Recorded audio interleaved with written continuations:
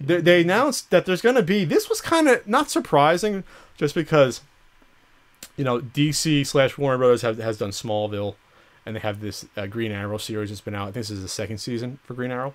They're announcing a Gotham series, TV series that's already going to get 13 episodes, going to come out in the fall. And it's going to be set when Batman, or Bruce Wayne, was only 12 years old, and it's going to focus on James Gordon, just copping around Gotham and, I guess, going after the villains before they were known as the Riddler and Catwoman, you know. I don't think it's going after any of those people. I mean, because they're all about the same age as Batman at that point. Well, not all of them. Like the Penguin's, you know, older than Batman. True.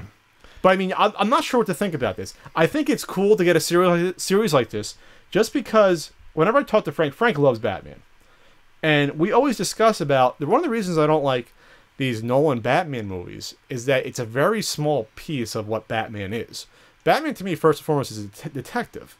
And he, to me, is just as interesting fighting supervillains as he is fighting, like, the you know, organized crime organizations, which is what the Batman cartoon series, why it was so excellent. They would cycle through organized crime to, you know, the big, like, Joker, Penguin villains, and then you'd have some of, like, the fantastical, you know, like almost like fantasy sci-fi weird shit going on, like how it existed, like, in the very early Batman books. And so a Batman TV series to me would be a great idea, just because you wouldn't need a huge budget to do it.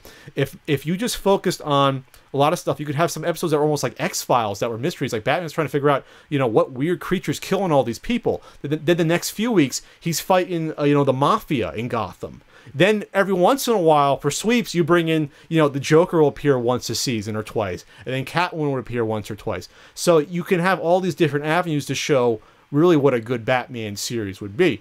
And so I'm disappointed that this won't be a Batman series. I know that's almost naive to think that they would do that, but if it was a Batman series, I'd be all in.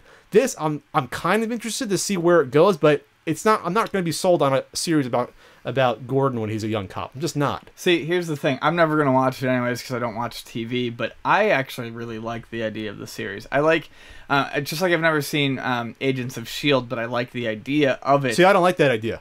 I like the idea of taking a closer look at a superhero's universe, not from the perspective of a superhero. That's what I think is interesting. You're looking at it from the support character's viewpoint, and I think that's very interesting. But they're nobody characters. I don't care. I still think that can be very interesting. I just rehashing the superhero stuff on a TV, that doesn't appeal to me at all. This appeals to me more. I like detective stuff. And yes, Batman is a detective, but I would love to see, if it was done well, I would watch it on Netflix, or I would find a way to watch it. I think, because I love Commissioner Gordon, or Detective Gordon. I would love to see, I would love to see a crime drama with him developed fully as a character, going after some low-level criminals and building up into something that can become something more. Doesn't that become just another cop show, though, at that point? Yes, but with a cool setting that you're well aware of. I think it's an interesting idea. I think it's a giant cock tease. I think it's a giant tease, because people are going to be wondering, how is it a tease if you know you're not going to get it? Wow, this is great. I'm seeing Gordon take out the Riddler and Penguin. I wish it was Batman doing this. Yeah, but I don't. Because those are the Batman villains. Yes, but they're telling you ahead of time that that's not what you're going to see. So if you're going into it to watch it, then you're not going to be saying that. I think it's an interesting idea. It's interesting. I never said it's not interesting. I'm just not interested in really watching it. I'll check it out. But it might go the same way as Birds of Prey.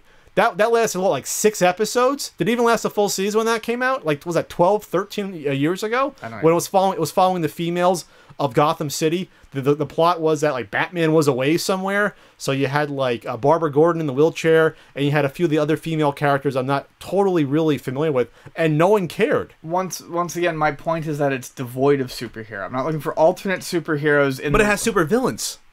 See, here's the thing. The S.H.I.E.L.D. series doesn't have the supervillains that, you know, the big supervillains.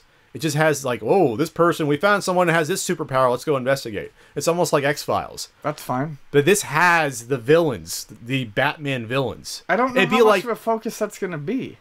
They did enough to show you pictures of them in the trailer. The villains aren't...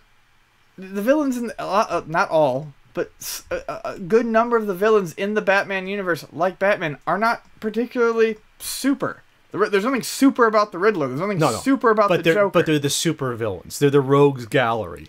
It's the Batman and Spider-Man have the best gallery of villains. I'm just saying this all for the sake of argument. Because the likelihood of me tuning in because meanwhile, while this bullshit's going on, Marvel, of course, kicking ass again, are going to have 4 Netflix series, one with Daredevil, one with Jessica Jones. Well, I'm like, one with Iron Fist, and one with Luke Cage, which is going to be fucking awesome. I thought it was supposed to be the same, because Luke Cage, Iron Fist, and... Luke Cage and Iron Fist make sense together, and I thought it was supposed to be Iron Fist, Daredevil, and Luke Cage.